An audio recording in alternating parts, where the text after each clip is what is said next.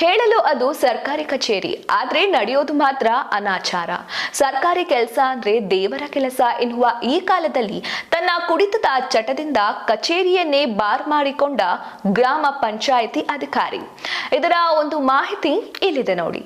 ಹೌದು, ಸುಮಾರು 15 ವರ್ಷಗಳಿಂದ ರಾಯಚೂರು ಜಿಲ್ಲೆಯ ಪಾಮನಕಲ್ಲೂರು ಗ್ರಾಮ ಪಂಚಾಯಿತಿಯಲ್ಲಿ ಪರಿಚಾರಕನಾಗಿ ಕಾರ್ಯನಿರ್ವಹಿಸ್ತಾ ಇರುವಂತಹ ಸೂಗಪ್ಪ ಗ್ರಾಮ ಪಂಚಾಯಿತಿಯ ಕಚೇರಿಯನ್ನೇ ಬಾರ್ ಶಾಪ್ ಅನ್ನಾಗಿ ಮಾಡಿಕೊಂಡು ರಾಜರೋಷವಾಗಿ ಮದ್ಯಪಾನ ಮಾಡುತ್ತಿರುವ ವಿಡಿಯೋ ಮತ್ತು ಫೋಟೋಗಳು ಸಾಮಾಜಿಕ ಜಾಲತಾಣದಲ್ಲಿ ವೈರಲ್ ಆಗಿದೆ.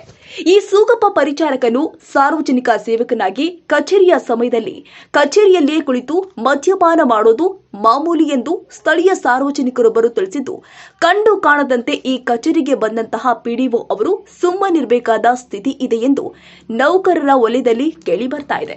ಈ ಹಿಂದೆ ಕರ್ತವ್ಯ ನಿರ್ವಹಿಸಿದ ಇದೇ ಗ್ರಾಮ ಪಂಚಾಯಿತಿಯ ಇಬ್ಬರು ಪಿಡಿಒ ಅವರ ಮೇಲೆ ಫೋನ್ ಸಂಭಾಷಣೆಯ ಮೂಲಕ ಮತ್ತು ಇತರೆ ಮಾರ್ಗಗಳ ಮುಖೇನ ಟ್ರ್ಯಾಪ್ ಮಾಡಿಸಲಾಗಿದೆ ಎನ್ನುವ ಗಂಭೀರ ಆರೋಪಗಳು ಕೂಡ ಕೇಳಿಬಂದಿದ್ದು, ಪಾಮನಕಲ್ಲೂರು ಗ್ರಾಮ ಪಂಚಾಯತ್ಗೆ ಯಾವೊಬ್ಬ ಪಿಡಿಒ ಅವರು ಕರ್ತವ್ಯಕ್ಕೆ ಹಾಜರಾಗಲು ಭಯ ಪಡ್ತಾ ಇದ್ದಾರೆ.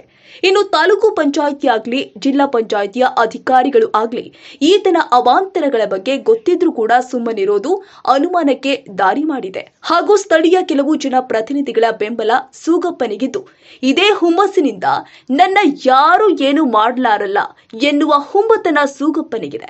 ಆತನು ಗ್ರಾಮ ಪಂಚಾಯಿತಿಯಲ್ಲಿ ಮದ್ಯಪಾನ ಮಾಡಿರುವುದು ಹಾಗೂ ಈ ಹಿಂದೆ ಗಣ್ಯ ನಾಯಕರ ಭಾವಚಿತ್ರಗಳಿಗೂ ಅಗೌರವ ತೋರಿರುವ ಆರೋಪ ಈ ಸೂಗಪ್ಪನ ಮೇಲೆ ಎಂದು ಹೆಸರು ಹೇಳಲಿಚ್ಛಿಸದ ಸ್ಥಳೀಯರೊಬ್ಬರು ಮಾಹಿತಿ ತಿಳಿಸಿದ್ದಾರೆ.